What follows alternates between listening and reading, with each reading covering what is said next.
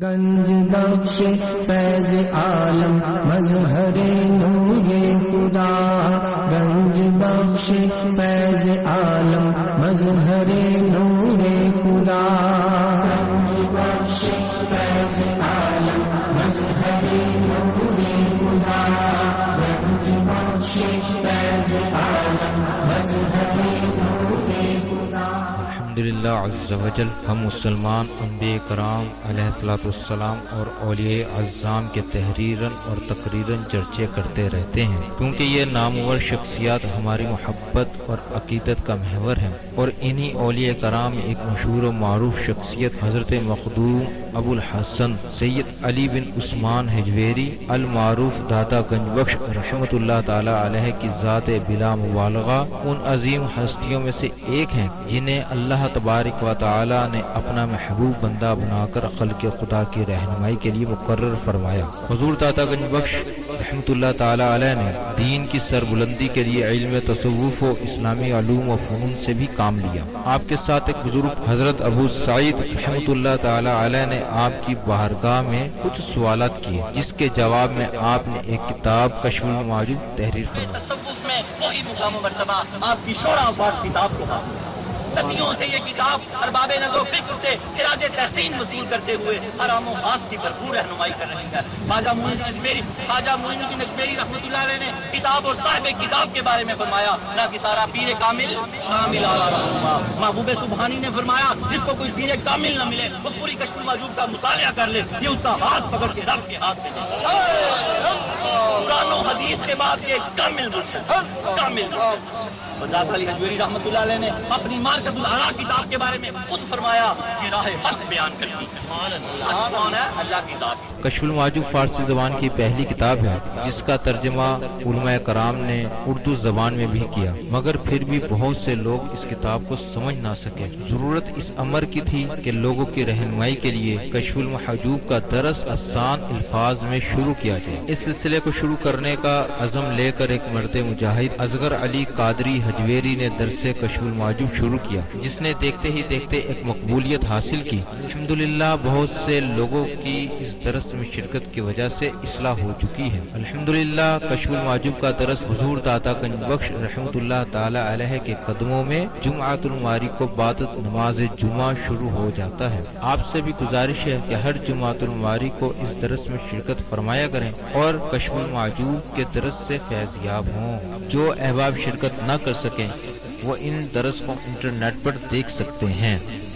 Internet پر دیکھنے کے لیے www.dailymotion.com/user/اصغر علی قادری 1/1 یہاں پر بھی آپ جا کر تمام دروس کو سن سکتے ہیں۔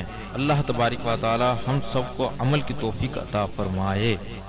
بسم اللہ الرحمن الرحیم، نحمده ونصلی ونسلم علی رسولہ الکریم، اما بعد فاعوذ باللہ من الشیطان الرجیم، بسم اللہ الرحمن الرحیم، رب اشرح لی صدری ویسر لی امری واحلل عقدۃ من لسانی یفقهوا قولی، الا ان اولیاء اللہ لا خوف علیہم ولا هم يحزنون، ان اللہ وملائکته یصلون علی النبی یا ایھا الذین آمنوا صلوا علیہ وسلموا تسلیما۔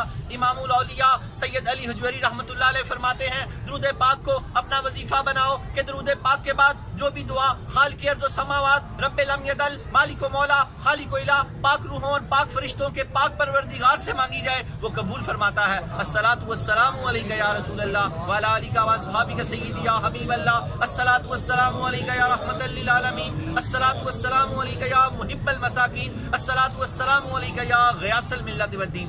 انٹرنیٹ، کشف ٹی وی اور ڈی وی ڈی کے ذریعے درس کشف المحجوب دیکھنے والے ناظرین اور تمام حاضرین کو 4 جنوری 2019 27 ربیع الثانی 1440 ہجری جمعہ مبارک۔ جمعہ ہمارے لیے کیا ہے؟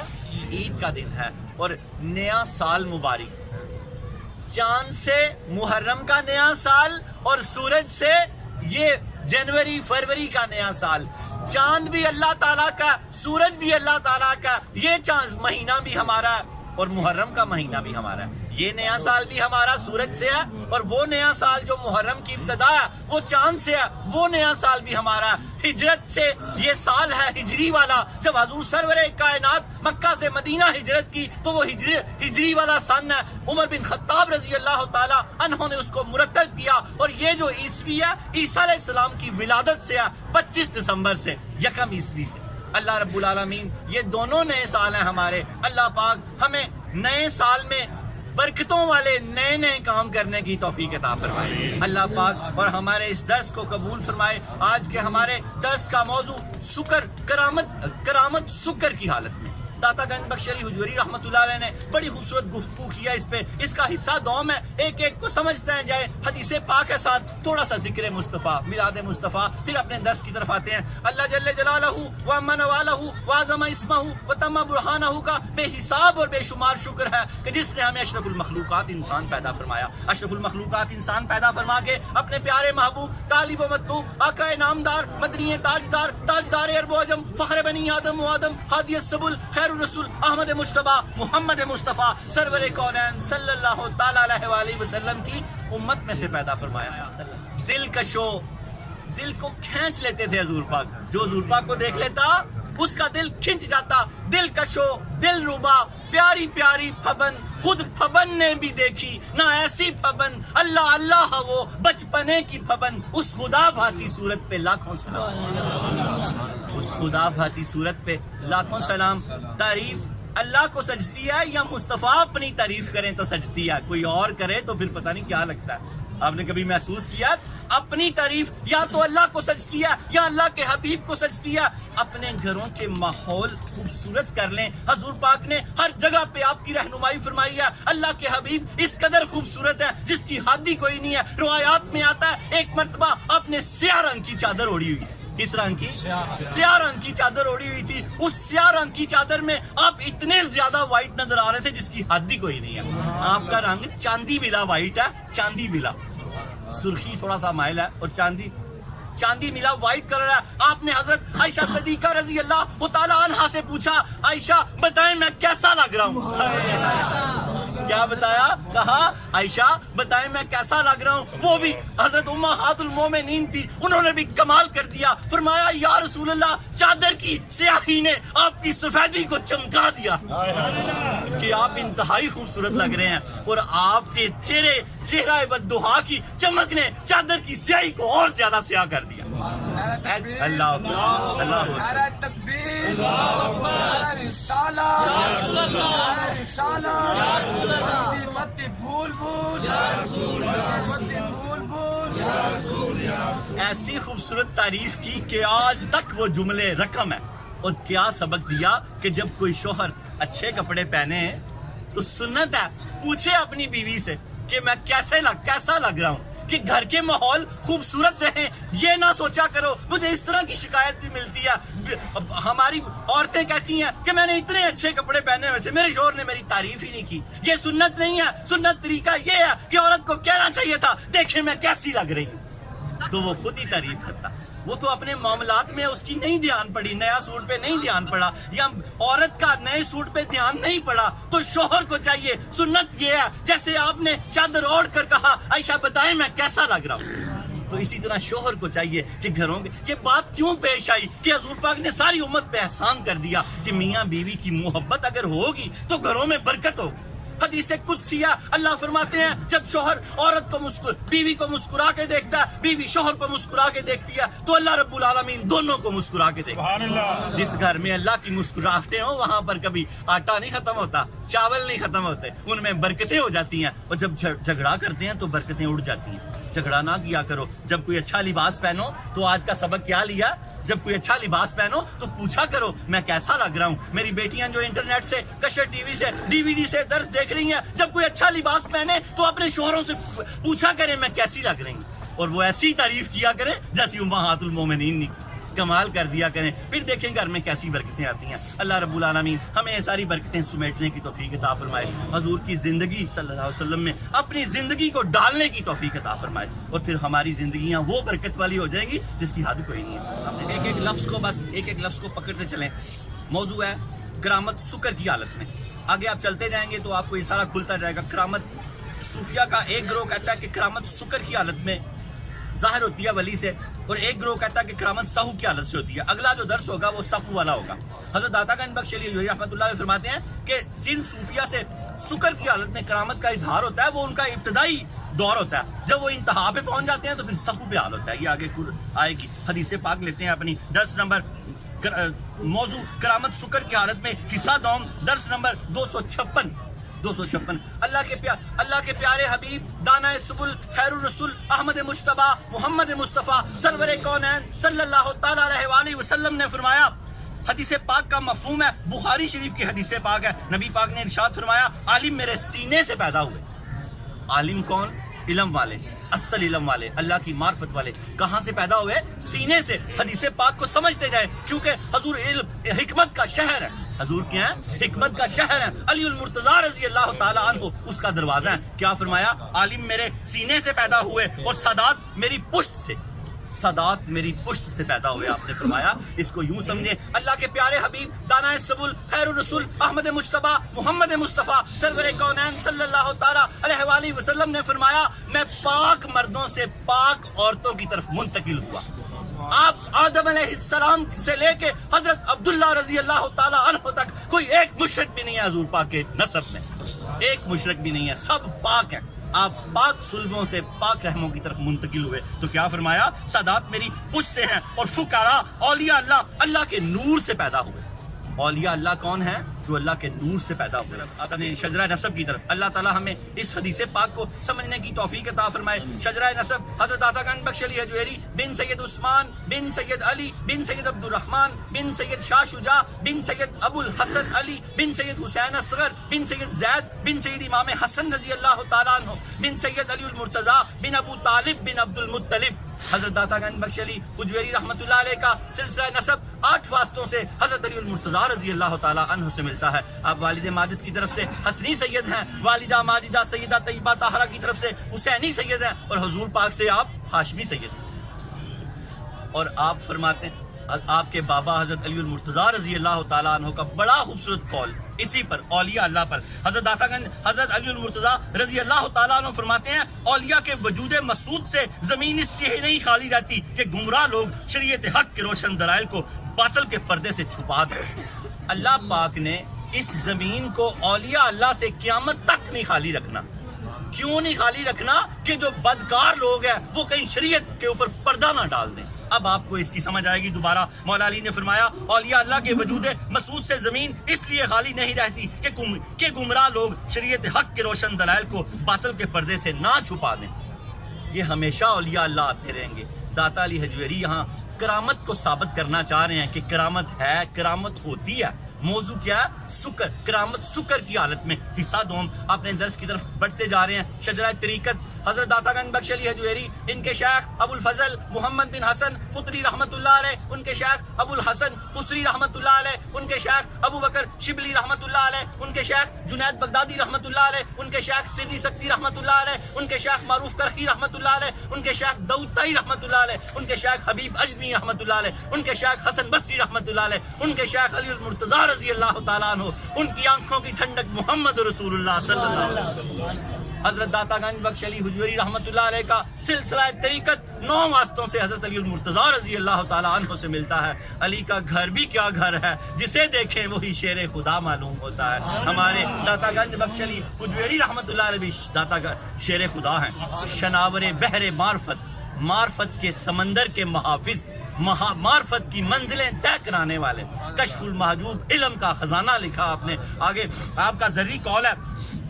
حضرت داتا گنج بخش علی حجویری رحمۃ اللہ علیہ فرماتے ہیں اولیاء اللہ منزل مقصود تک پہنچے ہوئے ہوتے ہیں جبکہ مزاج میں تبدیلی اور سکر آغاز کی منزلیں ہیں. سکر آغاز کی منزلیں ہیں. جب صوفی اللہ کے مشاہدے میں جاتا ہے, اللہ کرے آپ سارے ہی صوفی بن جائیں. میں اکثر کہتا ہوں طب پڑھتا ہے تو طبیب بنتا ہے, حکمت پڑھتا ہے تو حکیم بنتا ہے, ایم بی اے کرتا ہے تو ایم بی اے پڑھتا ہے تو تاجر بنتا ہے, پی ایچ ڈی کرتا ہے تو ڈاکٹر بنتا ہے, کشف المحجوب پڑھتا ہے تو سالک بنتا ہے, صوفی بنتا ہے, ولی بنتا ہے. جب ابتدائی طور پہ ہوتا ہے سالک, تو اللہ کے جب مشاہدے میں جاتا ہے تو گم ہو جاتا ہے. اس گم کی حالت میں اس سے کرامت کا ظہور ہوتا ہے. داتا علی حجویری رحمۃ اللہ علیہ اس کو کس طرح کلیئر کر رہے ہیں سنیں. اللہ کے اولیاء منزل مقصود تک پہنچے ہوئے ہوتے ہیں. جب پہنچ جاتے ہیں تو ان سے کرامت پھر سہو کی حالت میں ہوتی ہے, ہوش میں. جب نہیں پہنچے ہوئے تو آپ فرماتے ہیں جبکہ مزاج میں تبدیلی اور سکر آغاز کی منزلیں ہیں. یہ ابتدائی منزلیں ہیں, اصل منزلیں سہو کی ہیں. اللہ پاک ہمیں سکر کی منزلوں اگر میں لے جائے تو وہاں سے نکال کے پھر سہو کی منزلوں میں لے جائے. اللہ رب العالمین ہمیں ولایت میں سے کچھ نہ کچھ حصہ عطا فرمائے کہ کشف المحجوب پڑھتے ہیں اور سید حجویر سے اس کشف المحجوب کا صدقہ اور معرفت مانگتے ہیں کہ اللہ رب العالمین ہمیں اس کی معرفت عطا فرمائے. حضرت عبد الرحمن جامی رحمۃ اللہ علیہ فرماتے ہیں سید حجویر کے دروازوں کی خاک اٹھا اور اپنی آنکھوں کا سرما بنا کہ تجھ پہ اسرار کھل سکے. سید حجویر کے دروازوں کی خاک اٹھا اور اپنی آنکھوں کا سرما بنا کہ تجھ پہ اسرار کھل سکیں. جن کے دروازوں کی یہ حالت ہے ان کی اپنی کیا حالت ہوگی, ان کی اپنی کیا حالت ہوگی. اللہ ہمیں مقام اولیاء کو سمجھنے کی توفیق عطا فرمائے. جماعت صوفیہ میں جو مقام و مرتبہ قدت السالکین, زبدۃ العارفین, حجت الکاملین, سند الواصلین, مظہر روم خفیہ والجلیہ حضرت سیدنا علی بن عثمان المعروف داتا گنج بخش علی حجویری رحمۃ اللہ علیہ کو حاصل ہے. کتب تصوف میں وہی مقام و مرتبہ آپ کی شورا فاق کتاب کو حاصل ہے. صدیوں سے یہ کتاب ارباب نظر و فکر سے خراج تحسین وصول کرتے ہوئے ہر عام و خاص کی بھرپور رہنمائی کر رہی ہے. محبوب سبحانی نظام الدین اولیاء رحمۃ اللہ علیہ نے فرمایا کسی کو شاہ کامل نہ ملے وہ پوری کشف المحجوب کا مطالعہ کر لے, یہ اس کا ہاتھ پکڑ کے رب کے ہاتھ میں دے دے. آپ نے کتاب کے 39 ابواب باندھے, کتاب کو 3 حصوں میں تقسیم کیا. پہلے حصے میں علم اور فقر و سفود کے مسائل بیان کیے. دوسرے حصے میں آپ نے صحابہ, اہل بیت اطہار اور صوفیہ کا ذکر کیا. تیسرے حصے میں آپ نے تصوف کی اصطلاحات بیان کی. آپ نے کتاب میں 337 آیات اور جز آیات کا حوالہ دیا اور اس بات کا خیال رکھا کہ پورے قرآن سے حوالہ دیا. قرآن سے اتنا آپ کو لگاؤ تھا کہ آج تک قرآن محل میں رش نہیں ختم ہوتا. اقبال رحمت اللہ علیہ بھی 18 مہینے یہاں بیٹھ کے قرآن پڑھتے رہے. بڑے بڑے اولیاء اللہ صوفیہ یہاں قرآن پڑھتے رہے. 177 احادیث کا حوالہ دیا اور 531 بزرگان دین کے اقوال دیے. یہ قرآن و حدیث کے بعد ایک کامل مرشد ہے. بزرگ فرماتے ہیں سید حجویر نے ساری کی ساری کتاب میں موتی پرو دیے, لیکن جو 12 مکاتبہ فکر کا ذکر کیا اس میں آپ نے کتاب کو 4 چاند لگا دیے. بڑے صوفیہ کے اختلافات کی گرہ گشائی کی, ان کی گانٹھیں کھولی. آپ نے فرمایا کہ یہ صوفی بھی صحیح کہہ رہے ہیں, یہ صوفی بھی صحیح کہہ رہے ہیں, بس ذرا سمجھنے میں فرق آ رہا ہے. جیسے کہ واصف علی واصف نے فرمایا کہ ایک کہتے ہیں آدھا گلاس خالی ہے, ایک کہتا ہے آدھا گلاس بھرا ہوا ہے, دونوں صحیح کہہ رہے ہیں, بس طریقہ علیحدہ علیحدہ بات کرنے کا. تو سارے بڑے صوفیہ یک تھے. آپ نے 12 مکاتبہ فکر کا ذکر کیا, 2 کو مردود اور 10 کو مقبول لکھا. آپ نے فرمایا ان میں جو اختلاف تھے وہ فروع میں تھے, عبادات کے طریقے میں اختلاف تھے, شریعت کے اور توحید کے اصولوں پہ سب ایک دوسرے پر متفق تھے. کافر نہیں تھا ان میں, کافر نہیں.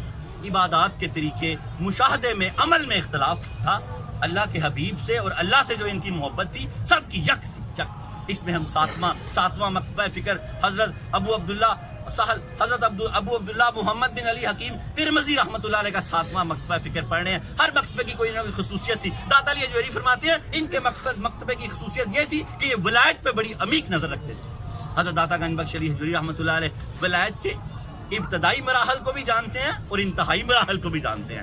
تب آپ نے اس پہ بڑی وضاحت سے گفتگو کی ہے. اس کو انشاءاللہ تعالیٰ سنیں اور سمجھیں. اللہ پاک ہمیں اس کو سمجھنے کی توفیق عطا فرمائے. آج ہم نمبر 7 مکتبہ فکر جس کے بانی شیخ ابو عبداللہ محمد بن علی حکیم ترمذی ہیں, ان کے مسلک کی خصوصیت ولایت کو ثابت کرنا ہے. آج اس سلسلے کا 21واں درس ہوگا جس کا موضوع کرامت سکر کی حالت میں حصہ 2 درس نمبر 256. پچھلے سے جوڑتا جاؤں تھوڑا سا تو آپ کو سمجھ آ جائے گی کہ پچھلا جو گروہ تھا صوفیہ کا, انہوں نے کہا تھا کہ کرامت ہوتی ہی سکر کی حالت میں ہے, جو سہو یعنی ہوش میں ہوتا ہے وہ معجزہ ہوتا ہے. ایک گروہ نے کہا تھا. سید حجویر نے فرمایا کہ یہ ابتدائی مراحل ہوتے ہیں جو سکر میں کرامت ہوتی ہے, کیونکہ اولیاء اللہ ساری کائنات کے منتظمین ہیں. اگر یہی مدہوشی میں رہیں گے تو کائنات کون چلائے گا. یہ جو جب ان کے انتہائی مراحل پہ چلے جاتے ہیں تو یہ سہو میں آ جاتے ہیں. ان کا جو ابتدائی مراحل ہوتے ہیں وہ سکر والے ہوتے ہیں.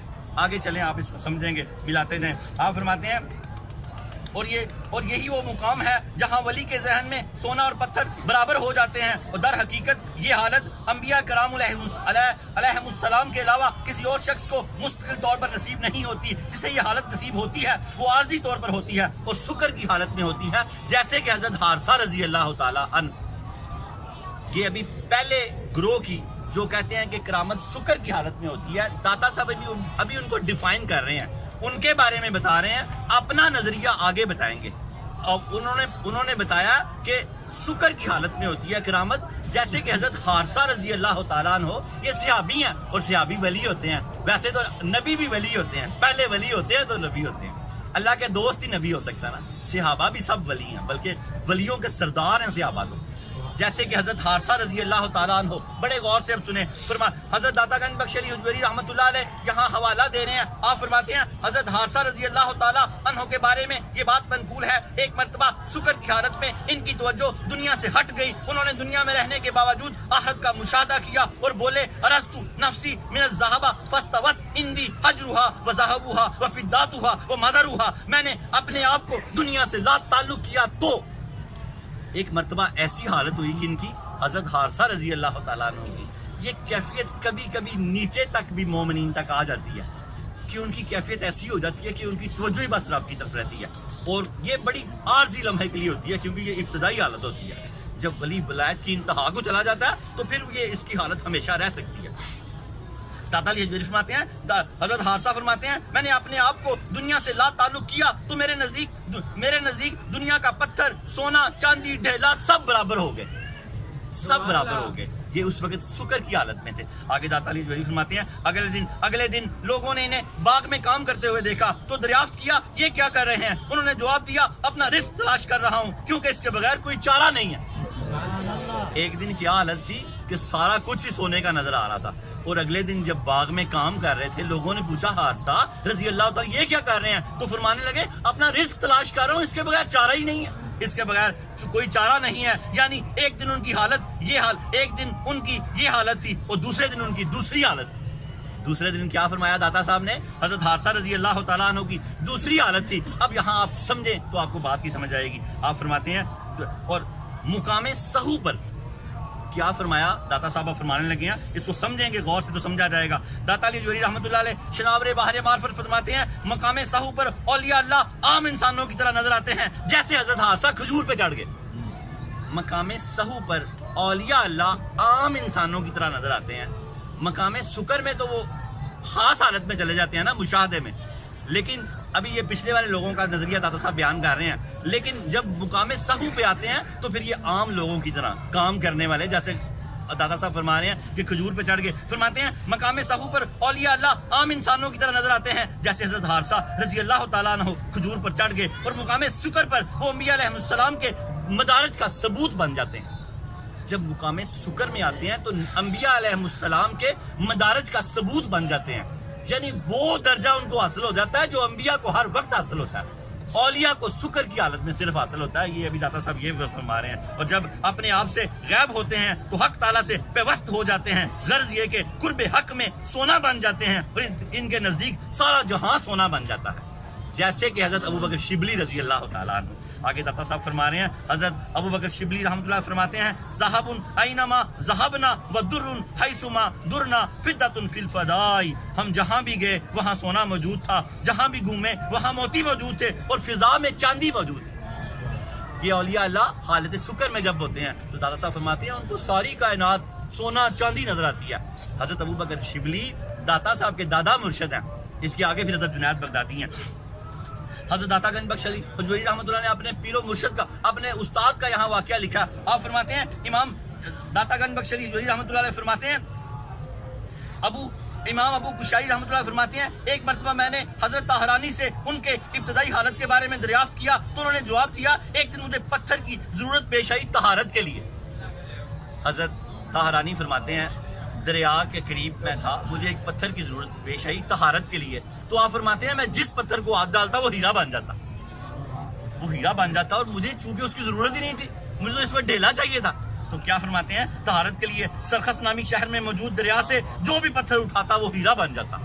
وہ ہے اللہ اکبر، نعرہ تکبیر، نعرہ رسالت، نعرہ رسالت، سلطان عالیہ سرکار داتا گنج بخش زندہ باد، زندہ باد۔ تو امام الاولیاء شناور بحر معرفت امام الاولیاء سید علی حجویری رحمۃ اللہ علیہ اس قول کی شرح کرتے ہوئے فرماتے ہیں اس کی وجہ یہ ہے ان کے نزدیک جواہرات اور عام پتھر یکساں حیثیت رکھتے تھے، بلکہ ایسا اس لیے بھی ہوا ان کے ہاتھ میں جو بھی پتھر آتا وہ ان کے مراد کے مقابلے میں پتھر سے بھی زیادہ حقیر ہوتا۔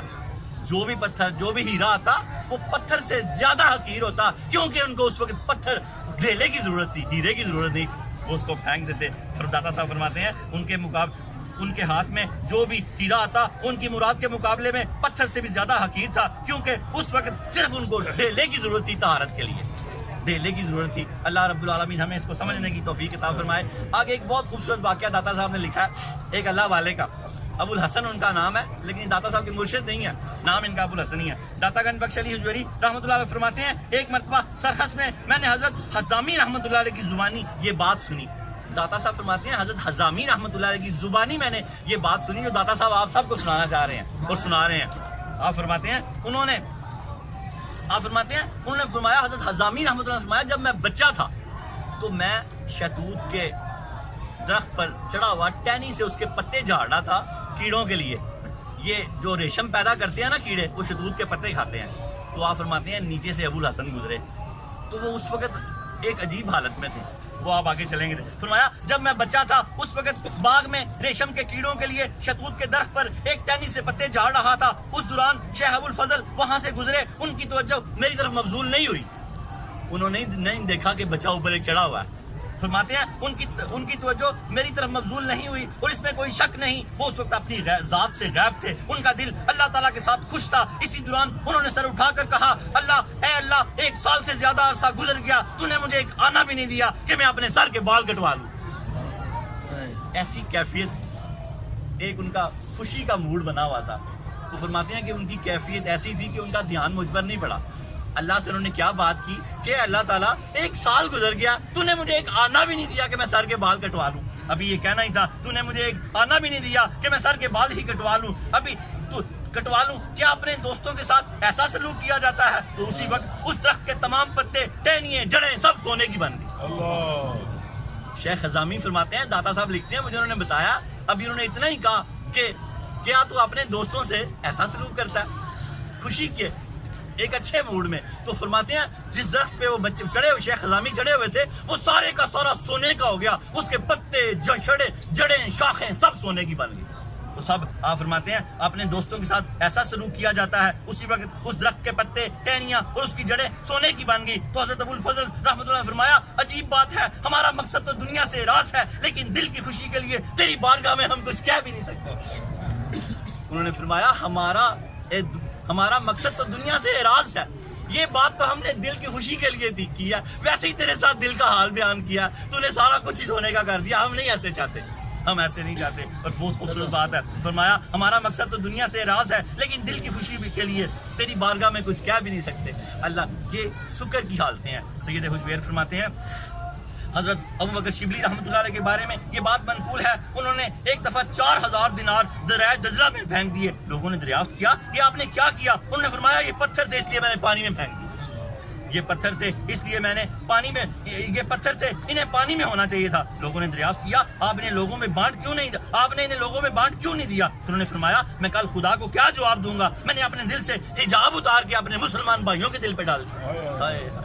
فرمایا کہ میں دل پہ رکھ دیا، یہ بات تو دین کے خلاف ہے کہ آدمی اپنے مسلمان بھائی کو اپنے سے حقیر سمجھے۔ داتا صاحب فرماتے ہیں یہ شکر کی حالت کی باتیں ہیں، شکر کی حالت کی باتیں ہیں۔ سید امام الاولیاء سید علی حجویری فرماتے ہیں یہ سب شکر کی حالت کی باتیں تھی، اس کی وضاحت میں پہلے کر چکا ہوں، اور ان باتوں کو بیان کرنے کا مقصد صرف یہ ہے کہ کرامت کو ثابت کیا جائے۔ داتا صاحب فرماتے ہیں یہ ساری باتیں کرنے کا میرا مقصد یہ ہے کہ کرامت کو ثابت کیا جائے کہ ولی سے کرامت کا ظہور ہوتا ہے اور ہوتا رہے گا، قیامت تک ہوتا رہے گا۔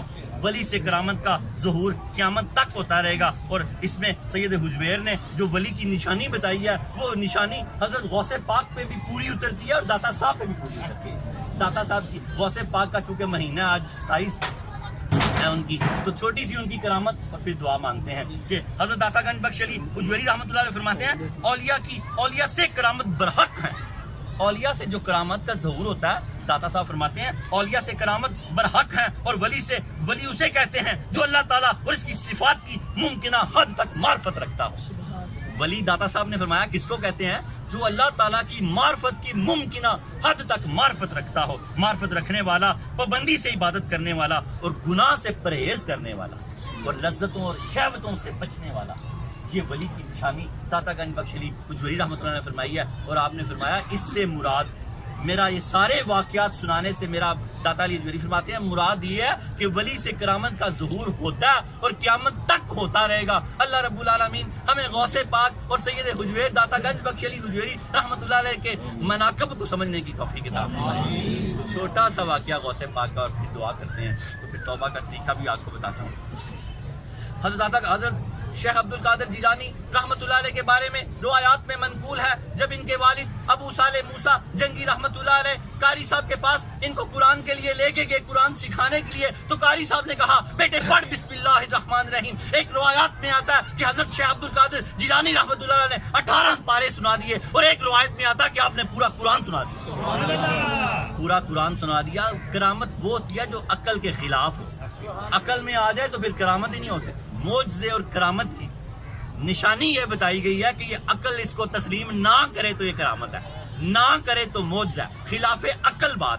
اگر کسی گناہگار یا کافر سے ہو تو اس کو استدراج بولتے ہیں، جادو، اور اگر ولی اللہ سے ہو تو کرامت، نبیوں سے ہو تو یہ معجزہ بولتے ہیں، معجزہ بولتے ہیں۔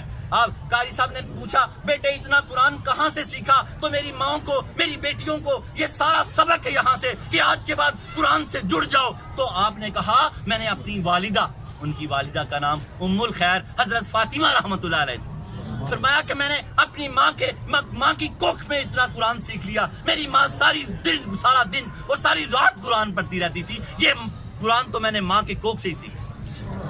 آج میڈیکل طب بھی یہی کہتی ہے کہ 4 ہفتے 4 دن بعد ہارٹ بیٹ پیدا ہو جاتی ہے اور بچہ سب سنتا ہے، سب سنتا ہے۔ اب باپ مائیں بس قرآن پڑھا کریں کہ بچے دوبارہ پھر وہی پیدا ہوں، غوث پاک کی صفت پہ پیدا ہوں، غوث داتا علی حجویری کی صفت پہ پیدا ہوں، دوبارہ صلاح الدین ایوبی پیدا ہوں، محمد بن قاسم پیدا ہوں۔ کتابوں میں لکھا ہے اگر ماں نمازی ہوگی تو بیٹا تہجد گزار ہوگا، ماں تہجد گزار ہوگی بیٹا ولی اللہ ہوگا، ماں ولی اللہ ہوگی بیٹا غوث ہوگا یا کتب ہوگا، کتب ہوگا۔ یہ ماؤں کو چاہیے کہ قرآن پڑھتی ہیں، قرآن وہ معزز تھے زمانے میں مسلمان ہو کر، وہ ہم خار ہوئے تار کے قرآن ہو کر۔ آج بھی اگر ہم قرآن سے جڑ جائیں تو ساری کائنات میں سب سے معزز ہم ہوں۔ کیا علامہ اقبال نے فرمایا کہ گر درس قرآن ہم نے نہ برایا ہوتا، یہ زمانہ نہ زمانے نے دکھایا ہوتا۔ آج بھی قرآن سے جڑ جاؤ، گھروں میں روز قرآن کھولو، اپنی بیٹیوں سے کہو، بیویوں سے کہو کہ قرآن کے ساتھ جڑ جائیں کہ دوبارہ پھر وہی ماحول پیدا ہو، دوبارہ وہ اسلاف والا ماحول پیدا ہو۔ وآخر دعوانا ان الحمدللہ رب العالمین۔ صوفی باصفا رحمۃ اللہ علیہ نے توبہ کا بڑا خوبصورت طریقہ لکھا کہ توبہ کیا ہے، توبہ کیسے کرنی چاہیے، توبہ ہوتی کیا ہے۔ آپ فرماتے ہیں اللہ کو گواہ بنا کر جو ہم نے گناہ کیے ہیں آج سارے توبہ کر لو۔ ولی کی درگاہ میں توبہ بھی قبول ہوتی ہے، اور اللہ رب العالمین منتیں اور مرادیں بھی عطا کرتا ہے۔ جیسے حضرت مریم علیہ السلام کی بارگاہ میں، ان کے حجرے میں کہہ لیں حضرت زکریا علیہ السلام کھڑے ہیں، پوچھتے ہیں مریم یہ پھل، اعتراض نہ کیا کرو، بات کو سمجھانا ہوتا ہے۔ بعض لوگ اس بات پہ بھی اعتراض کر دیتے ہیں۔ مقام حضرت زکریا علیہ السلام مریم علیہ السلام سے بہت اوپر ہے، اس میں کوئی ایسی بات نہیں ہے۔ مقام حضرت زکریا علیہ السلام کا بہتر ہے، لیکن دعا مانگ رہے ہیں ان کے حجرے میں، اور وہ ولی ہیں۔ پوچھتے ہیں کہ مریم یہ پھل کہاں سے آئے؟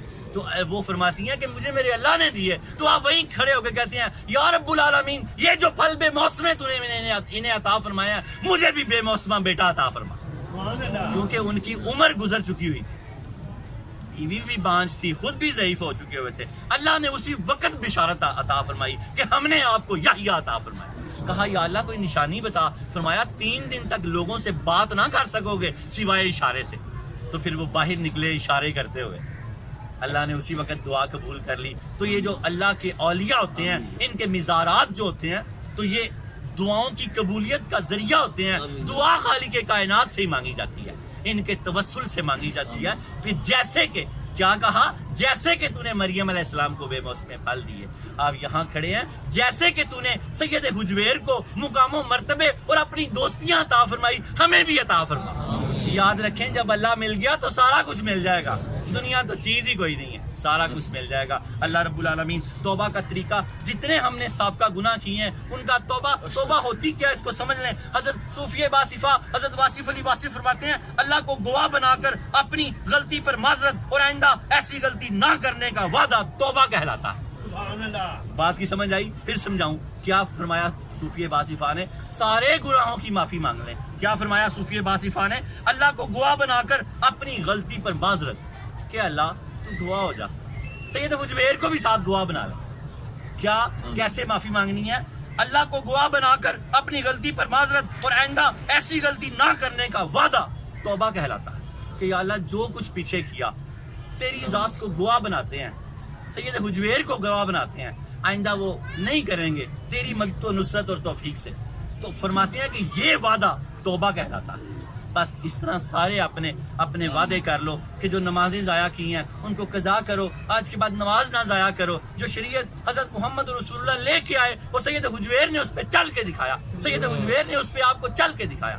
آپ کے بارے میں روایات میں آتا ہے، کشف المحجوب میں لکھا ہے 40 سال آپ سفر میں رہے، ایک نماز بھی بغیر جماعت کے نہیں پڑھی. سفر میں اور ایک جمعہ بھی جامعہ مسجد کے بغیر نہیں پڑھا. 65 سالہ آپ نے عمر پائی، نمازیں تو درکنار، کبھی آپ کی تہجد بھی قضا نہیں ہوئی. اللہ رب العالمین ہمیں اپنے اسلاف سے جڑ کے رہنے کی توفیق عطا فرمائے. اللہم صلی علی سیدنا محمد صاحب التاج والمراج والبراق والعلم دافع البلاء والوباء والقحط والمرض والعلم اسمه مكتوب مرفوع مشفوع منقوش في اللوح والقلم سيد العرب والعجم جسمه مقدس موتر مطهر منور في البيت والحرم شمس الضحى بدر الدجى صدر الاولى نور الهدى كافي الورى مصباح الظلم جميل الشيم شفيع الامم صاحب الجود والكرم والله عاصمه وجبريل خادمه والبراق مركبه والمراج سافره وسدرة المنتهى مقامه وقاب قوسين مطلوبه والمطلوب مقصود والمقصود موجوده سيد المرسلين خاتم النبيين شفيع المذنبين انيس الغريبين رحمة للعالمين راحت العاشقين مراد المشتاقين شمس العارفين سراج السالكين مصباح المقربين محب الفقراء والغرباء والمساكين سيد الثقلين نبي الحرمين امام القبلتين وسيلتنا في الدارين صاحب قاب قوسين محبوب رب المشرقين ورب المغربين جد الحسن والحسين مولانا ومولى الثقلين ابي القاسم محمد صلى الله عليه وسلم ابن عبد الله نور من نور الله يا ايها المشتاقون بدور جماله بلغ العلا بكماله كشف الدجى بجماله حسنت جميع خصاله صلوا عليه واله صلوا عليه واله صلوا علیہ وآلہ. یا اللہ درود تاج کے صدقے ہم سب کے سروں پہ عزت کے تاج رکھ دے. یا اللہ پریشانیوں کے بوجھ اتار دے، قرض کے بوجھ اتار دے، گناہوں کے بوجھ اتار دے، بے چینیوں کے بوجھ اتار دے، بے قراریوں کے بوجھ اتار دے، زندگی میں سکون عطا فرما دے. یا اللہ سچے دل سے جو پہلے گناہ کیے ہیں اس پہ معذرت کرتے ہیں اور آئندہ نہ کرنے کا تیری توفیق سے تیرے ساتھ وعدہ کرتے ہیں. اے اللہ تو ہماری توبہ قبول فرما. یا اللہ میرے سمیت جتنے کھڑے ہیں ہم سب کی توبہ قبول فرما. یا اللہ ہم سب کی توبہ قبول فرما. یا اللہ تیرے پیارے حبیب نے فرمایا جو دل سے توبہ کرتا ہے اس طرح ہو جاتا ہے جیسے ابھی پیدا ہوا ہے. ہم سب کو نئی زندگیاں مبارک ہوں. یاد رکھیں گناہ معاف ہو جاتے ہیں، قضا باقی رہ جاتی ہے. سابقہ نمازیں قضا کرتے رہے، آگے سے قضا نہ ہونے دیں. خدا نہ خواستہ قضا ہو جائے تو پھر ادا کر لیں. سید حجویر کا یہ لنگر ہے، آج یہاں سے 5 وقت کی نماز لے جائیں اور پھر قبر کی دیوار تک 5 وقت کی نماز پڑھتے رہے. اللہ کے حبیب دانا سبل خیر الرسول نے فرمایا 5 نمازیں پڑھنے والے کو اللہ نے 5 انعام رکھے ہیں. نماز فجر پڑھنے والا کبھی رزق کی تنگی میں مبتلا نہیں ہوگا. نماز ظہر پڑھنے والے کے نامہ اعمال سیدھے ہاتھ میں دیا جائے گا. نماز عصر پڑھنے والے کی قبر کو جنت کی کیاری بنا دیا جائے گا. نماز مغرب پڑھنے والا پل صراط سے بجلی کی طرح گزرے گا. نماز عشاء پڑھنے والا جنت میں بغیر حساب و کتاب کے جائے گا. 5 نمازوں کا تحفہ لے جو آج اللہ رب العالمین اس تحفے کو قبول فرمائے. یاد رکھیں بڑی سے بڑی بھی مشکل ہو تو ہر وقت ایاک نعبد و ایاک نستعین پڑھتے رہا کریں. یہ وظیفہ سب کو اس کی اجازت ہے. یہ سید حجویر کا لنگر ہے. ایاک نعبد و ایاک نستعین تیری عبادت کرتے ہیں اور تجھ سے مدد مانگتے ہیں. اس کام کی طرف تصور کر کے پڑھیں تو اللہ تعالیٰ کرم کر دے گا. اللہ کرم کر دے گا. اللہ کرم کر دے گا. آج کل بخار بہت زیادہ ہے، اس کا بھی ایک وظیفہ لے لیں.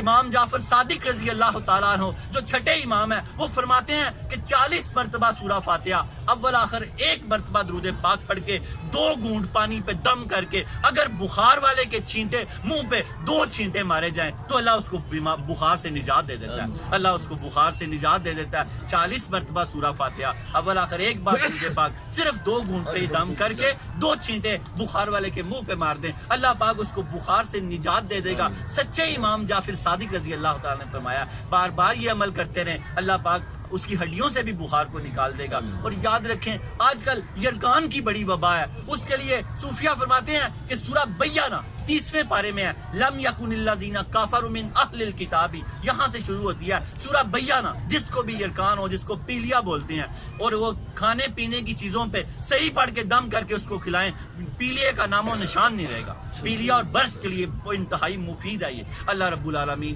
ہم تیری بارگاہ میں توبہ کرتے ہیں، یا اللہ ہماری توبہ قبول فرما، ہم میں جو بیمار ہے اللہ ان کو شفا دے۔ یاد رکھیں حق باقی رہ جاتے ہیں، گناہ معاف ہو جاتے ہیں، جن کا حق دینا پوری ایمانداری سے کوشش کریں، جتنا ہو گیا، باقی اللہ اپنے کرم سے معاف کر دے گا۔ یا اللہ ہمارے بیماروں کو شفا دے دے، اللہ ہمارے بیماروں کو شفا دے دے، اللہ ہمارے بیماروں کو شفا دے دے، اللہ رب العالمین امانت علی کو شفا دے دے، طاہر سعید صاحب کو شفا دے دے، اللہ کل بیماروں کو شفا دے دے، اللہ بارش برسا دے، اللہ مین برسا دے کہ لوگوں میں شفا بانٹ دے، خیر بانٹ دے، اللہ شفا بانٹ دے، اللہ اپنا کرم کر دے، اللہ اپنا فضل کر دے، تجھے اپنے حبیب لبیب کا واسطہ اپنا کرم کر دے، اپنا فضل کر دے، اللہ قرض داروں کے قرض اتار دے، اللہ ہمارے جن گناہوں نے ہماری اولاد کو نافرمان کر دیا ہمارے وہ گناہ معاف کر دے، اللہ ہمارے دل کو نور ایمان سے بھر دے، جیب و رزق کے حلال سے بھر دے، ہمارے قرضے اتار دے، اللہ ہماری پریشانیاں دور کر دے، اللہ ہمارے ملک کی خیر فرما دے، اللہ ہم سب کی خیر فرما۔ بخمسۃ اطفی بہا ہر الوباء الحاتمہ المصطفیٰ والمرتضیٰ وابنہما والفاطمہ وصلی اللہ تعالی علی خیر خلقہ ونور عرشہ وزینت فرشہ محمد وآلہ واصحابہ ذریات اجمعین برحمتک یا